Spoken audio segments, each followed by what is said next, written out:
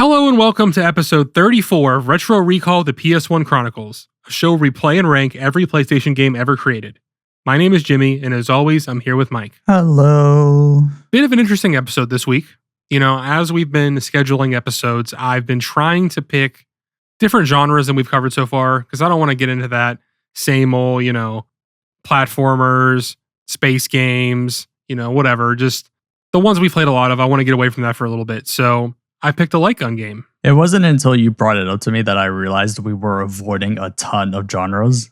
And then looking back on it, I'm like, oh yeah, we have been kind of picking the same thing. So it's good that we're kind of venturing out and actually physically trying to do different things now. Yeah, I mean, whenever we each were picking the games, I think, we're picking things we're excited about, not necessarily different games so we can have different perspectives on everything. Exactly. It's like, oh, this week we did a platformer, so now let's do like an adventure game. Oh, okay, we already did those two. Let's do a racing game, and then just following that cycle over and over again. Exactly. Like, I just really wanted to do some weird shit, and this is definitely that. So, do you know much about this? Have you ever heard about this game before? No, I was actually, whenever I was working on our schedule, I went to a Wikipedia page called the List of Video Game Genres.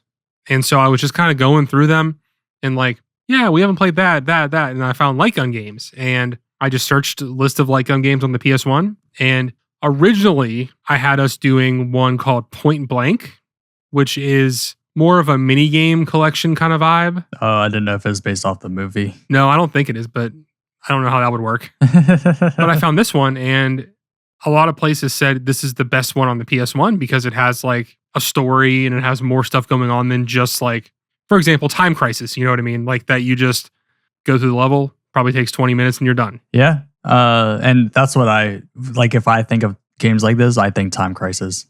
I think that's usually the go-to. Oh, absolutely. Yeah. And there's Virtual Cop is another one that I think of, and House of the Dead, obviously. Yep. Actually, yeah, speaking of, the very first experience I've ever had with a game like this was called Carn Evil. Have you heard of that one? I have not. I was just a young kid, and that gave me nightmares for about a week playing that game. It's kind of like House of Dead, but you're in a carnival. So like you're on a roller coaster and there's all these evil things coming after you, and terrifying for a kid to play. After you're describing it, I kind of feel like maybe I've seen it before, but I don't know. For me, light gun games, specifically in arcades, because I've never played a light gun game at home other than like if you count the games on the Wii that were similar to this. Okay. My experience with like light gun stuff, aside from arcades, would have been Duck Hunt. I think that's a common one too that people would experience inside their homes. But when it came to like the PlayStation, I never had the extra attachments or anything. Yeah, it always seemed really expensive, and I'm like, is it really worth buying just to play a couple games? Especially if there's only like 5 games that support that controller, then why would you spend the money to actually buy it? That's true. I bet you there is probably 5 or 6 of PS1 as a whole. I definitely did play Duck Hunt before. I don't know if I played it first. I definitely played a game in the arcade first, but yeah, I just meant at home. Duck Hunt would be the typical one that people would have played. Like I said, you could probably count a bunch of Wii games as those as well. Yeah, honestly, the most amount I've ever played on the Wii is the sports game that comes with the Wii. I can't say I've ever played any other game. I mean, there were so many games around that time that were just like the motion control gimmicks, Mm-hmm. Yeah, I remember some roommates at the time were playing a different game, and it didn't seem fun on the Wii. It's like, it just seems clunky and not well suited. That's why we just always played bowling all the time. Yeah, until they got the extra thing you put on it that would make it more accurate, it never really was super good. But apparently playing like Resident Evil and like Metroid Prime and stuff on the Wii is really good because it lets you shoot with the pointer. But I don't know. I was kind of over the Wii because I was at the age where like I just want to play my Xbox 360. You know what I mean? Exactly.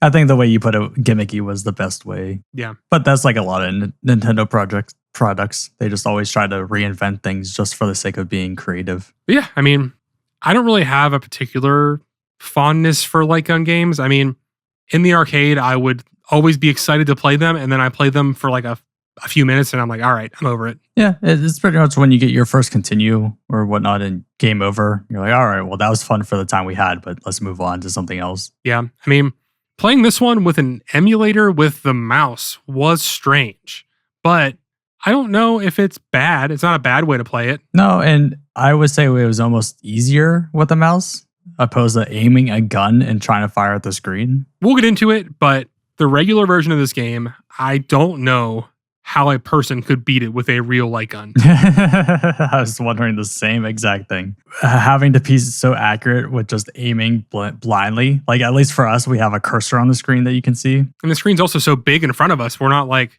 standing in front of a TV. Yeah, exactly. So just our accuracy was on point for this game. I think I would imagine with the light gun, you wouldn't see the cursor at all where you're aiming, right? That technology wouldn't have been there. So no, you wouldn't know. Almost impossible to beat this game or play this game at all normally. But it feels like there is a 2-player option. I feel like that's where it would come into play, where you'd play with a friend. But we can get into that when we actually get into the episode. Could you imagine playing this on an emulator with 2 people with 2 mouses? That sounds ridiculous. Just 2 crosshairs going crazy. Like just 2 people next to each other with a mouse. A little strange. So with that, let's just hop right into the episode.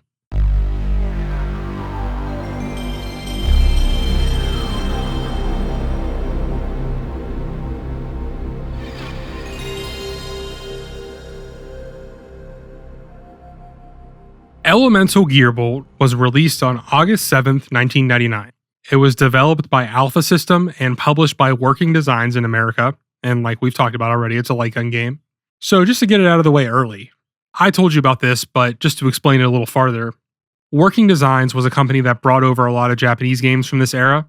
Games that probably wouldn't have been brought over otherwise. But they were famous for, 1, messing up translations, and 2, making games so much harder for no reason. Yeah. I didn't look into this more. I don't know if you know it. Is it more that they were like given the license to work with, or like they were given a contract to work with it, or did they do it on their own? No, I mean, these are official ports. Like okay. they're, yeah. I think they just took so many liberties with it. I don't know why they would think this game needs to be harder, or any game for that matter. Like, so for this game, they straight up took out the easy difficulty mode. Yeah. Immediate like red flag right there that they took out the easiest mode. Why would you do that? Like, what purpose does that serve? You could still have the regular mode. My only thinking is that they have the training mode and they consider that to be the easy mode to get you into the swing of things.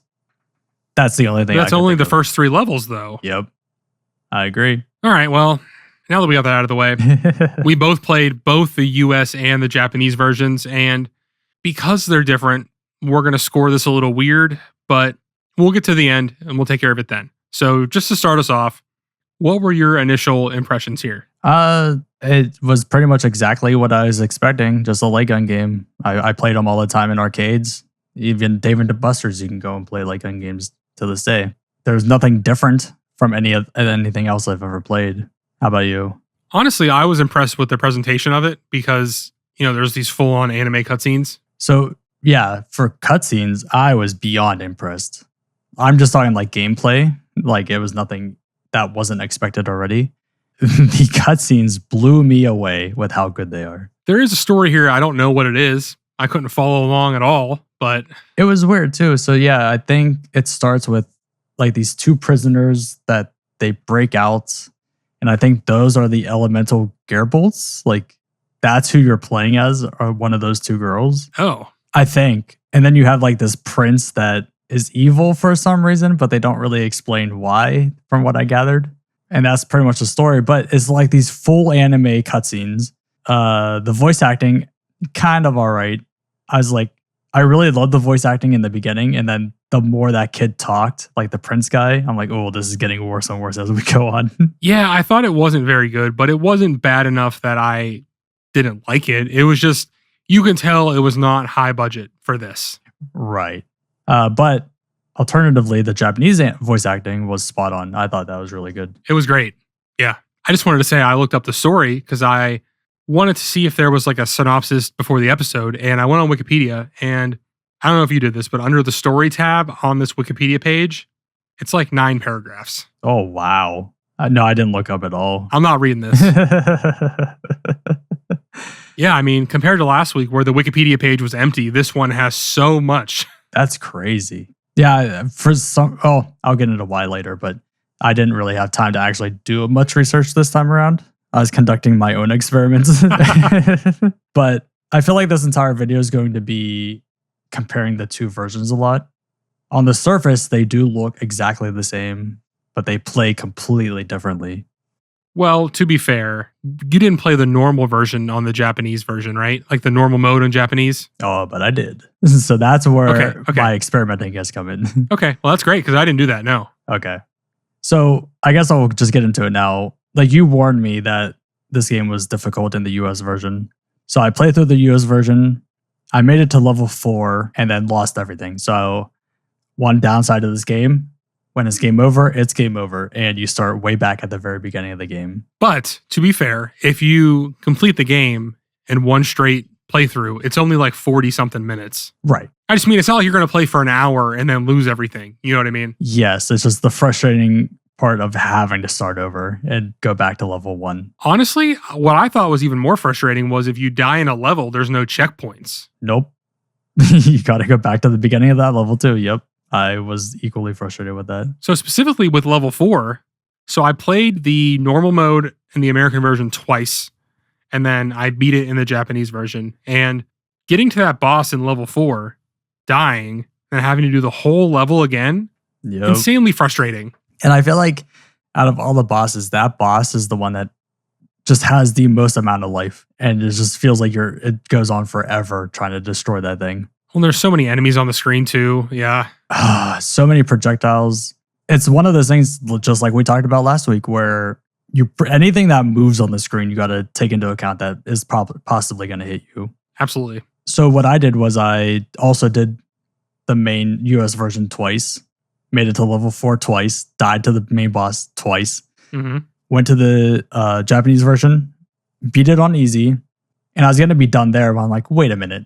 Is this just the exact same game, but they just have an easy mode?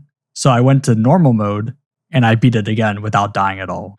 So then I was like, okay, am I just getting better at this game and I don't realize it? Went back to the US version and I'm like, okay, now I know what I'm doing. I've played this so many times already. And died to the level 4 boss again. I mean, I obviously only played the easy mode on the Japanese version, but immediately you notice there's less enemies and the bosses have less health. Yes. And even on normal mode, the bosses have less health. So even normal mode to normal mode, apples to apples, they're not the same. And fuck working designs, am I right? Yeah. There's so many times when I'm playing normal mode where I was confused and I thought, did I accidentally put it on easy again? Because I'm just blowing through all this and not dying at all. And it's weird too, like, not only do they increase the boss's health, all the enemies on screen, well, mostly all the enemies, they increase the number of hits they take. They increase the amount of enemies on the screen. This is all for the US version. So it's just like, more enemies with more hits. You have a limited fire rate, which is beyond frustrating. Yeah, I mean, real quick to touch on that. So there's 3 different elements you can use, but I only used the main fire one the whole time. I was going to ask you if you changed it at all.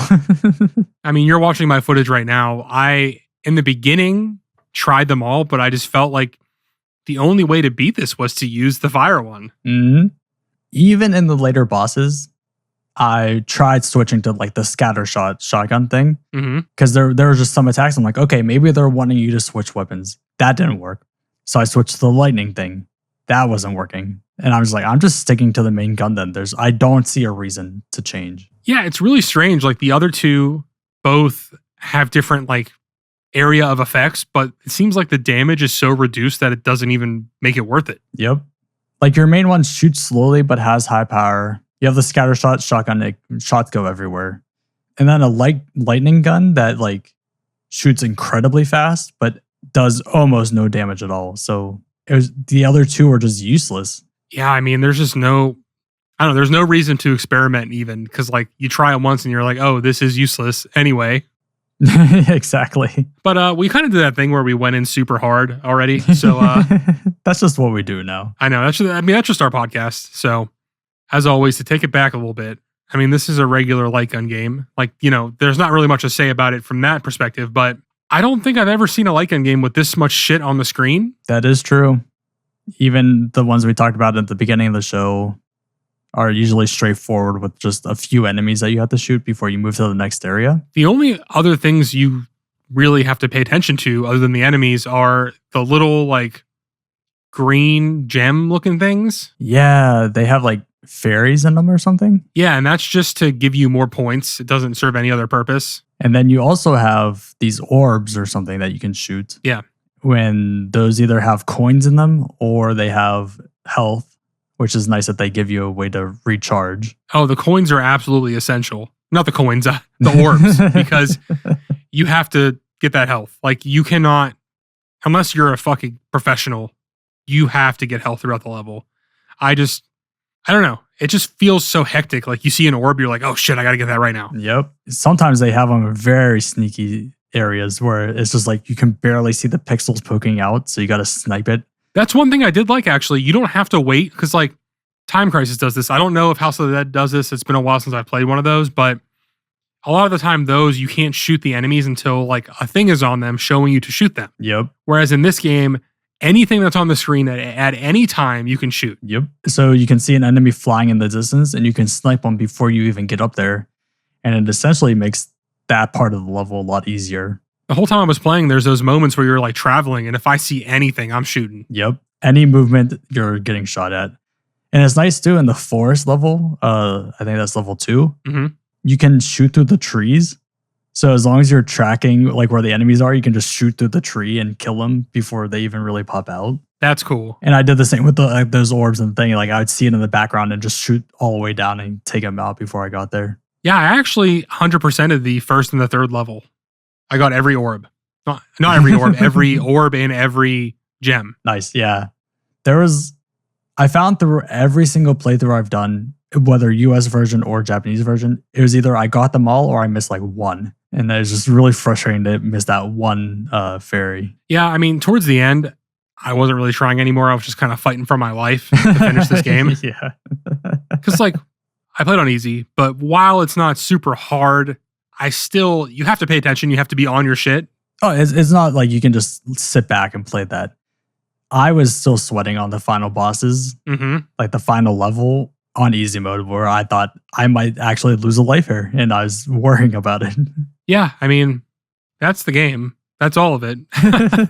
I will say the one thing I don't like is with the orbs, you have to first shoot them to break them open, and then you have to then shoot the thing inside of it. I wish it was just you shoot once and then you get the thing inside. I don't know. This is what I was about to bring up anyway. I just think that the easy mode in the Japanese version is too easy, but the normal mode in America is way too hard.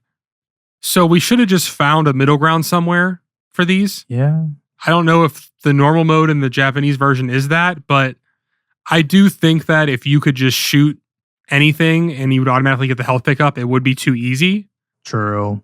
But my frustration with it is how there's such a slow rate of fire. So sometimes you'll shoot the thing, shoot the orb, and before you can even shoot again, you're already moved past that point. No, I mean, I think that's what they're counting on. It's like you have to be so fast. You have to memorize everything. I could see that. It bugged me a little bit. I mean, by the time I was done with this, I knew the first 3 levels very well. Yep. And that's actually why I had confidence of getting through the US version. Because I'm like, okay, I've done this. I memorized pretty much everything now.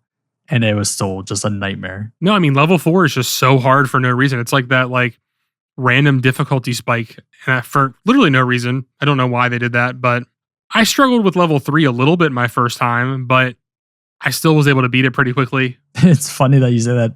In the training mode, I almost used up all my continues on level 3. But I mean, it was just getting started with the game and trying to learn what you're really supposed to do. But I'm like, wow, that was just a kick in the ass just in the training level alone. Yeah, I mean, I think I mostly was just getting my ass kicked on that boss because there's just so much going on. Yeah. You have these crab things jumping at you. He's firing stuff at you. And just like, I don't have the firepower to take out all this at the same time. Yeah, that was when I started switching between the weapons to just see if anything else would help me there. And then when I learned that it didn't, I never tried it again. I really wish we knew what those were meant for. I don't know. I mean, I'm wondering if maybe as you level up, maybe they become more powerful, if that's the thing. Maybe, which that brings up a good point of how you level up, which I thought was a pretty unique but stupid system. I thought it was interesting. You can, again, this is an older game, so this is when people still cared about high scores. Yep. So at the end of each level, you can choose to put all of your points into experience points to level up or bonus on your score. And it's kind of like, if you want to get that crazy high score, you can never level up and just every single level, just keep putting it into that. I get that. I can only assume that you did 100% into experience every time. Absolutely, I did. Yeah.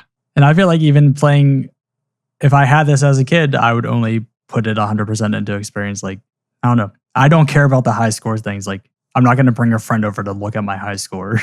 I mean, I guess. But you think about if this was in the arcade, I don't know if it was.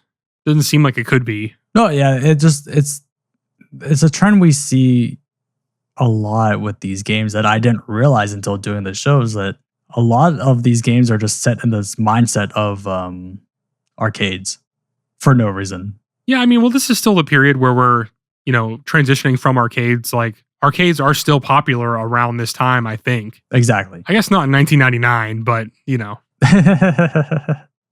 No, and I get that entirely. It's just, it feels like there's a lot of games where like, oh, well, this is already what's popular. Let's keep going with that. No, that's fair. I just think, I don't know, there's so many games that don't even need points that have points from this era. Mm-hmm. Like, Mario still has points.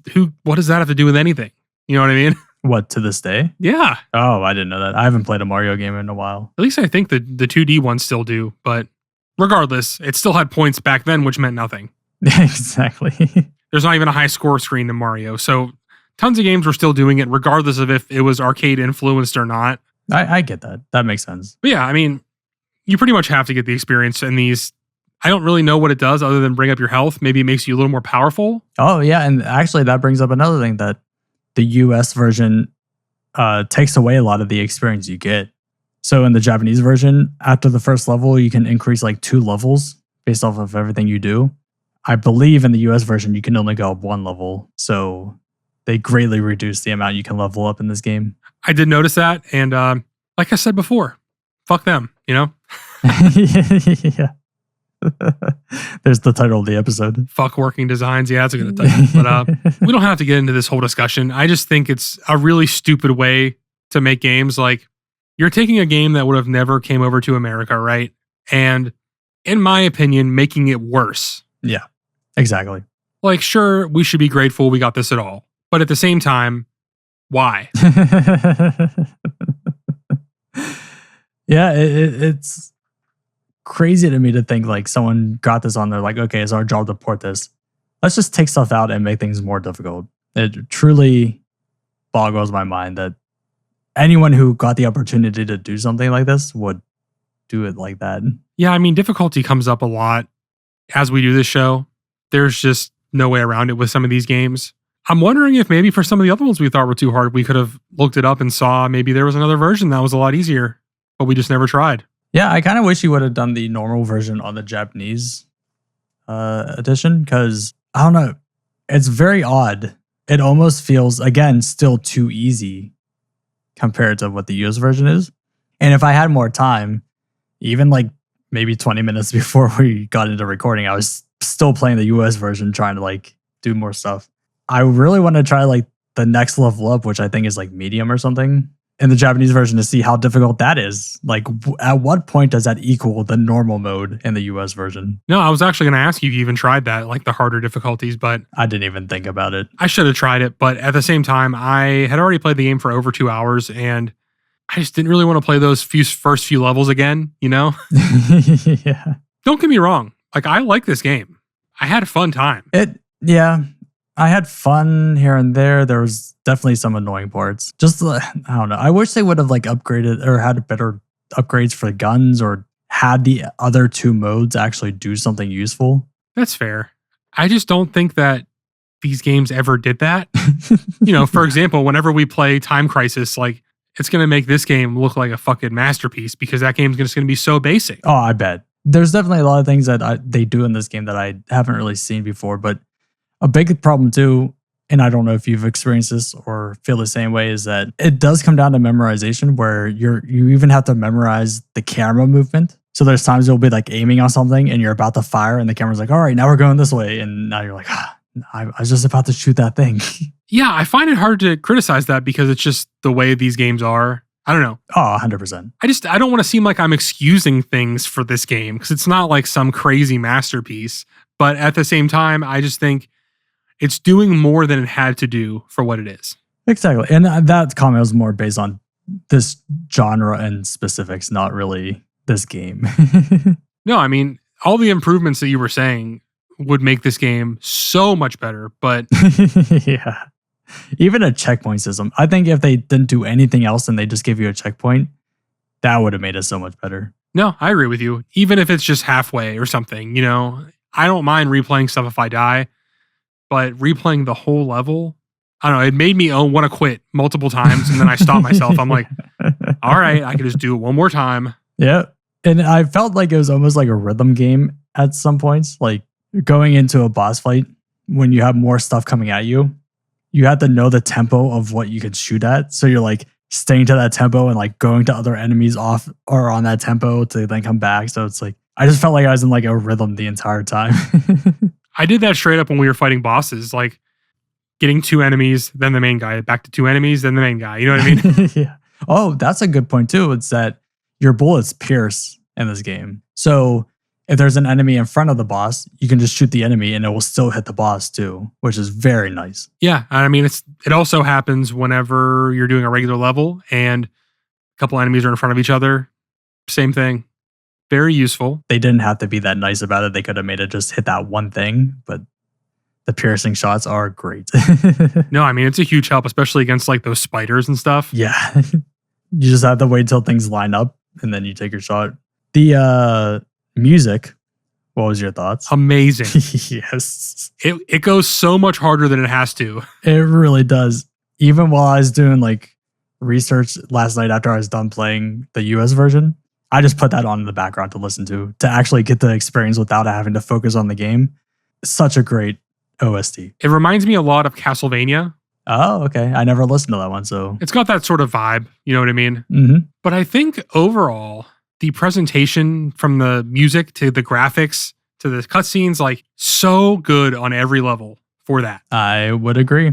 They could have went the minimalistic route and just generic music with no cutscenes, but they didn't. They put in that extra effort, and the game doesn't suffer for it either. I feel like last week and this week are kind of comparable to the fact that last week for Van Ark, they put in a lot of effort into the cutscenes, but the gameplay wasn't there.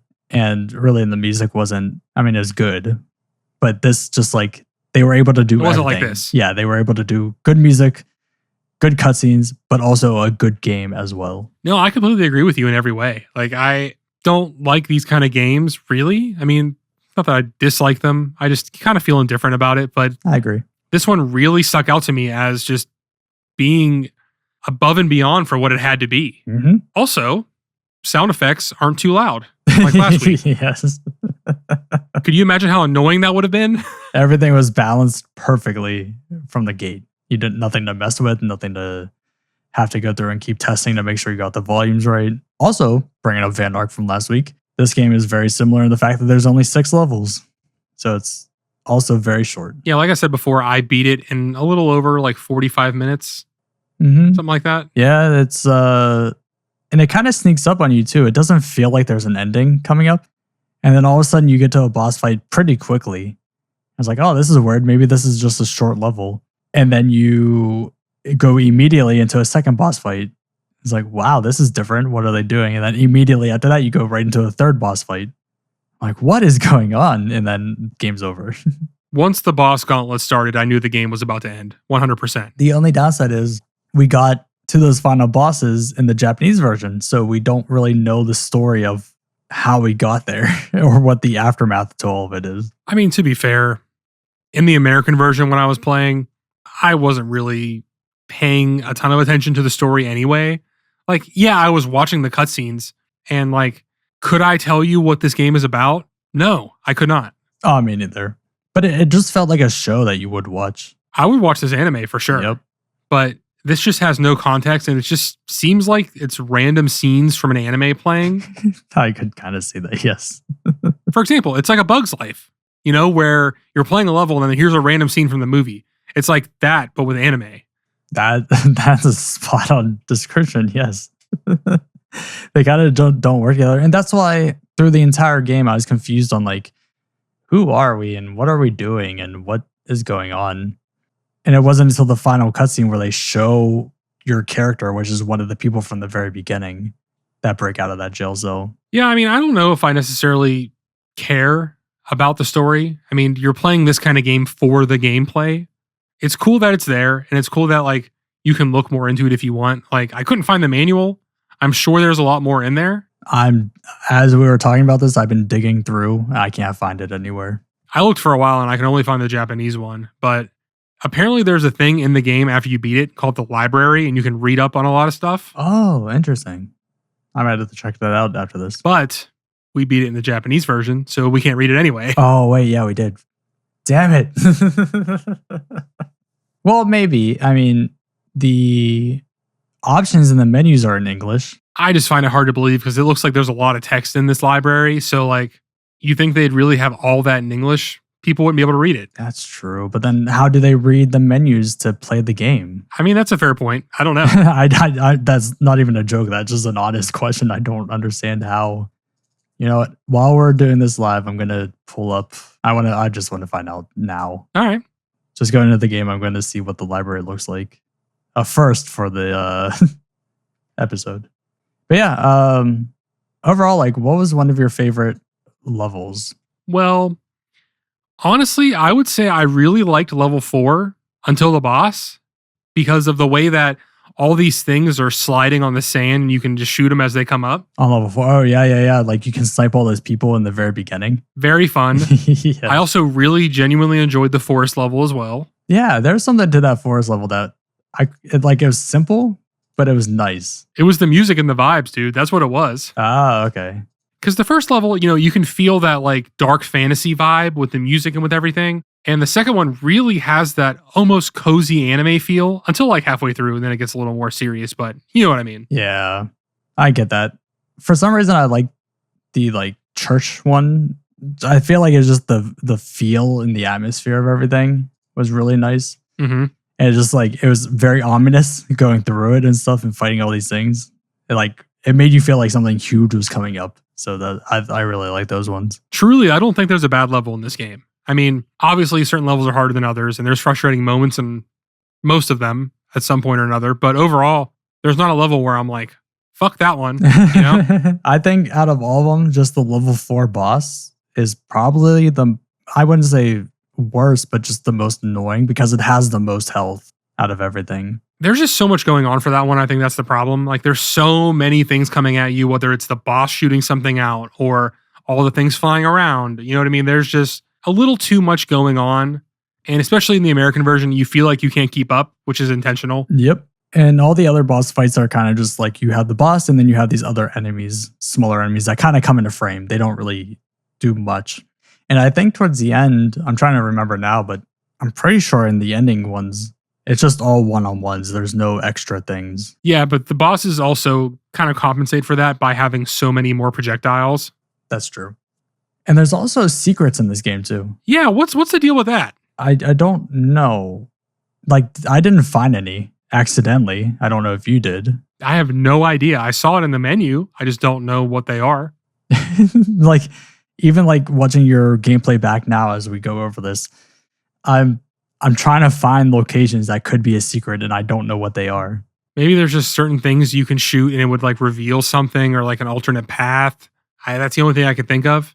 Or like maybe you shoot, for example, a house or something and there's extra health in there, something like that. Yeah. There is that area right before you go into the church where you even did it as well. You can shoot those statues in the front area. Yeah. And you destroy them. And like, okay, well, that seems like something extra, but that doesn't lead to anything. And I don't think it counts as a secret. So then what more is there that we completely missed? Yeah, I mean, I'd have to play it again and literally scour every level. That's the only thing I could think of, Like the thing we're looking at now, it's on level 3, I think. I wonder if you shoot those white dots on that tower, if maybe that does something. That's true. I didn't think of anything like that. It could be as simple as just shooting things that you didn't think you could shoot and then you find something cool. I think that's probably what it is. Yeah, I agree. And also an update on the libraries thing. It is all in Japanese, so I couldn't tell you. Yeah, I figured. But yeah, I mean, we've gone through all of my notes. So we talked about this a lot longer than I thought we would, to be honest with you. I thought this was going to be a short, really short one, but I think the fact that we both liked this game helped. Yeah, it really did. I think if we didn't play the Japanese version, it would have been a completely different story. Well, I think back about our shortest episodes and, Expendable and some of those other ones around that time being some of them where, we hate a game. It's not fun. We both didn't like playing it. So we don't really talk that much. We kind of just bitch about the game until we're done, Exactly. But yeah, I mean, before we hop into these reviews, the whole scoring thing, we kind of came up with an idea where we would both kind of individually score the Japanese and the US version and then kind of take an average. Yeah. So did you do that? I did. Yeah. I think I'm pretty set on a number. So I also am pretty set on a number as well. I mean, are we just going to give our average or are we going to give each individual and then our average? I think we could do this is what I gave this is what I gave this. So here's the average for both of them. Yeah. I mean, I feel pretty confident in what I got. So, all right, let's go ahead and hop into some of these reviews and then we'll get to our scores. So this game got very positive reviews. I mean, probably for a lot of the reasons we've said, it's just an ambitious game for what it is. Right. For this first one, I got a new magazine here for you. I saw that. I'm just like, I got to find this logo now. Yeah. I'm going to keep making you do that. So this is German magazine Fun Generation, which I've never heard of. They gave it a 7 out of 10. And they said, Elemental Gearbolt proves to be a double-edged sword. On the one hand, there's a successful presentation coupled with innovative gameplay. On the other hand, there's the extreme short-lived nature of a 6-level shooter. Yeah. I feel like you could have done more and actually presented a story that was full and you could understand what was going on. True, but for me, I think if you want to play one of these games and they're super long, I just don't know if it would be fun for that long. Also a good point. I wonder if you could have variety through it to make it interesting every time, but what more can you do with a light gun shooter? I think what would be cool is if they kind of integrated story into the gameplay more, maybe had longer levels with checkpoints, but also story moments in these levels too. Oh, that would have been cool, yeah. Instead of just story level, story level, story level. Yeah, I mean, I think a modern light gun game could do that, but most modern light gun games are just VR games, really. I remember when I got a PSVR, I played the Until Dawn one, and it was literally just like a shooting gallery. You know what I mean? Yeah. I mean, that's pretty much what they are anyways. Yeah, but this one has just a little bit more to it. It's not just like, here's a creepy setting, now shoot stuff, Right. But anyway, GameSpot gave it a 7.5 out of 10. And they said, in its original state, the Japanese Elemental Gearbolt was a likable break from the norm, though overall a little too quick to beat. Working Design's revisions have made it a much more challenging gun game, one that's now much easier to recommend, which I do not agree with. What? It's not quite at the level of Namco's Time Crisis or Point Blank, but it's far away a lot more fun than Midway's Maximum Force in Area 51. That's interesting. Yeah, it was really easy before. Now it's super hard. I think you should play it. All right. And especially something that's easier to recommend. Why would that be easier? Do you want to play this game you can never beat? Play this one. You want to play the first few levels of this game over and over again for hours and then finally beat it? I feel like you would literally just have to keep playing them over and over, learning each new level you get to. So you finally beat level 4. Now you're stuck on level 5 for a while. Keep playing until you remember. Yeah, and then what happens when you finally memorize everything, you beat the game. If you ever want to come back to it, then now you're back to relearning everything all over again. It's just not a fun way to play games for me. Having to literally memorize everything, it just doesn't sound fun. I agree. I'm in the same boat as you. So that brings us to our scores, and I can go first. I think the presentation and everything else does a lot of heavy lifting for this game. Yes. If it didn't have all that extra stuff, we'd be looking at some really way lower scores than we're probably going to give. I genuinely had a fun time with this, the Japanese version, that is. So what I decided to do was For the Japanese version, I gave it an 8. Oh, wow. And for the North American version, I gave it a 6. Okay. So that evens out as a 7. Interesting.